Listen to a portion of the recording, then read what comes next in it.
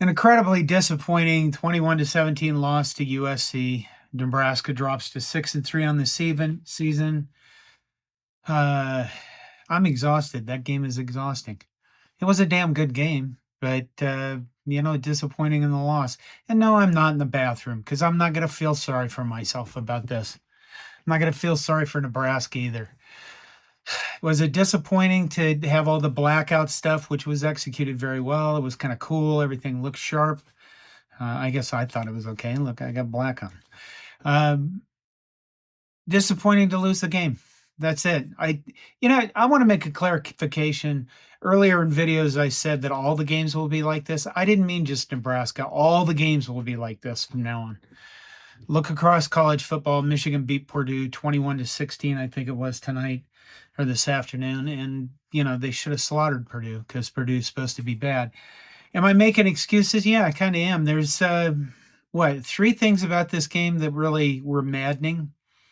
The first one is obvious, that Dylan Raiola gets injured. And I guess for everybody that wanted to see TJ Lateef, well, we got our chance. And I think the future with him at quarterback might look pretty bright, but it was clear that he only got to run part of the offense. There were three things. Two that drives me completely batshit insane. Our offense doesn't know how to move fast. Toward the end of the game, somebody in the game thread said, we act like we're on their 18 and start our 18, and I had to agree. I thought that was one of the best comments of the night because, we needed to score. We needed to get the ball down the field. We needed to get down the field, and we're lollygagging around. We're walking around waiting for a play call to come in, and time's running off the clock. And then the third thing is I think was going to be pretty obvious to most people is the 4th and 1. First of all, Matt Rhule needs to calm his ass the fuck down when we're playing football. Either that or turn game. You know what? Just go be a CEO and stand over here and let somebody else manage the game or something. Maybe that's a good idea because the 4th and 1, and he opts to try to kick a really long field goal. We weren't doing terrible at running the ball, and you had Heinrich Harburg in there, and maybe you could have. I don't understand that idea to call timeout, waste the timeout, or not be prepared enough, or overrule your offensive coordinator when maybe you didn't have a plan. Maybe he is doing too many podcasts. I don't know. To just that whole series there, the end of that series where we should have gone, I think, hindsight, should have gone for it on 4th and 1, kind of at midfield, way too long a field goal, I think, to try. Kind of a lousy game time decision.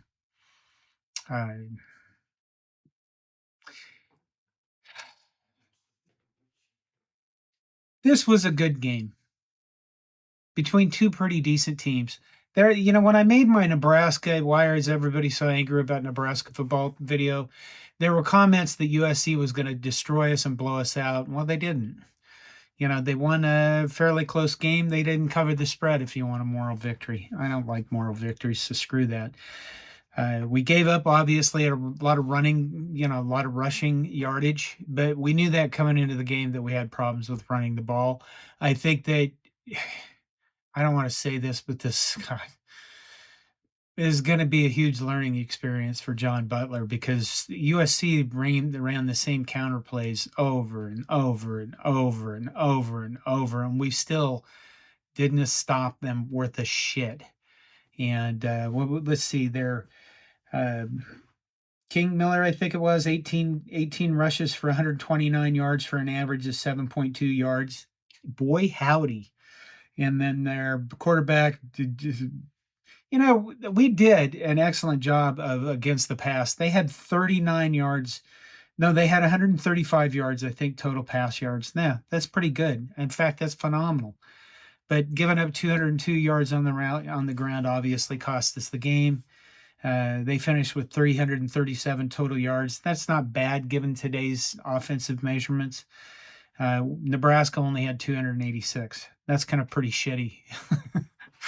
You want your offensive, I don't know, around 400 yards in a game like this. You'd like to see that.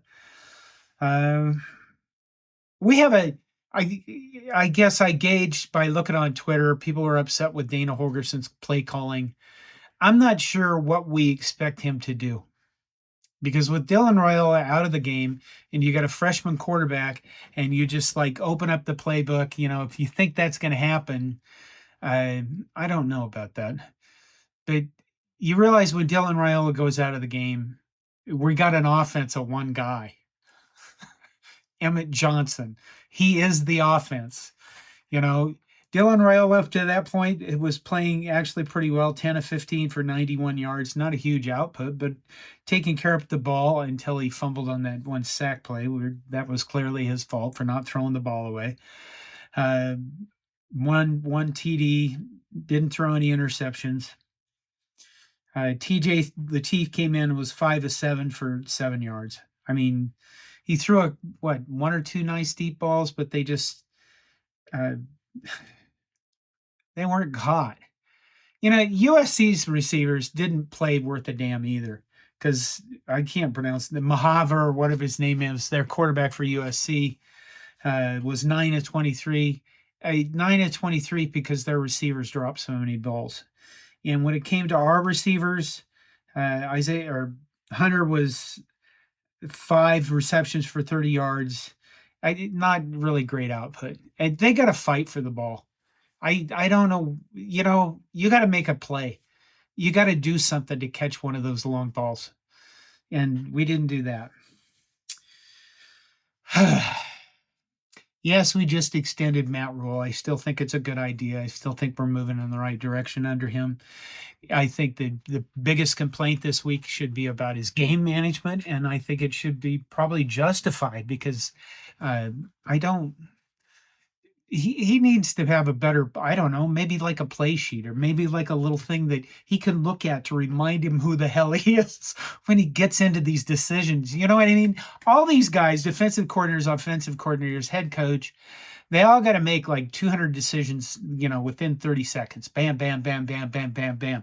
So the way you get good at that is by planning and experience.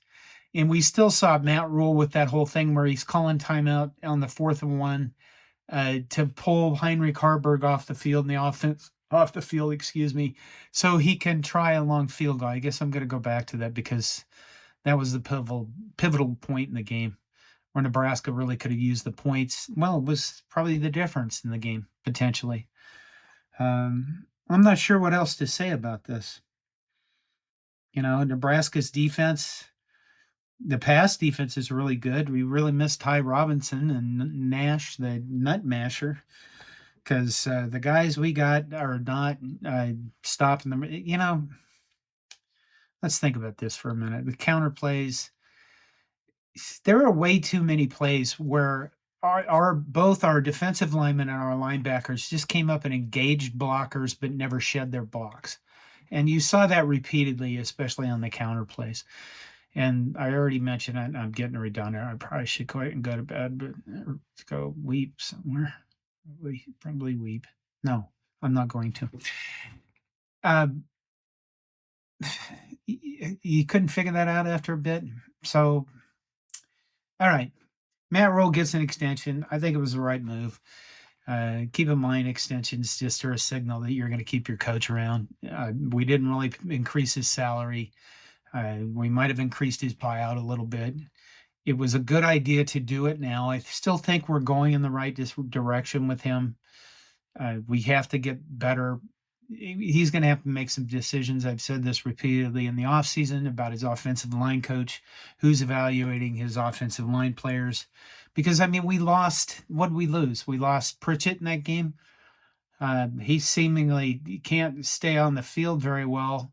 He looks like he's gotten rid of his dumbness with the false starts and stuff, and all of a sudden now he can't stay on the field by getting tossed for, the targeting call, which was bizarre in the Minnesota game, and then gets injured, and I guess, you get injured. But we've got we spent this last offseason going after like 345 defensive backs and 238 receivers. And we didn't really spend this offseason going through offensive linemen or going and finding offensive linemen, defensive linemen. I'm sure Matt Rhule would say we didn't have enough money to buy those people because they're expensive, because everybody else wants them. But boy, howdy, does something have to change there. Um, I don't know what else to say. I'm sure people are going to rip it. This has become the Princess Bride Dread Roberts thing, the private or pirate Roberts, I think it was. Good night, Matt Rhule. Good job. Most likely I have to kill you in the morning. That's what we're going to go through with these games now from Matt Rhule from now on. They're just going to be like this. And I imagine that a lot of the fatalizing, the catastrophizing is going to happen after this. We're not going to win another game, blah, blah, blah. It's going to be interesting to see if Dylan Raiola can play anymore this season. And I guess if you wanted Dylan Raiola out of the game, well, you got your wish. And we're going to ride or die with TJ Lateef. Maybe it will be better, maybe it won't. We'll have to wait and see what happens the rest of the season. Disappointing. I mean, it was, you kind of had a game within your grasp and you just didn't make enough plays. You didn't make enough right moves. Didn't make enough good decisions, I think. God, I hope this changes. We're going to have to hear about that unranked streak shit again. All right. Love you all. Thank you for the support. Still love my team. Beloved Huskers. Go Big Red.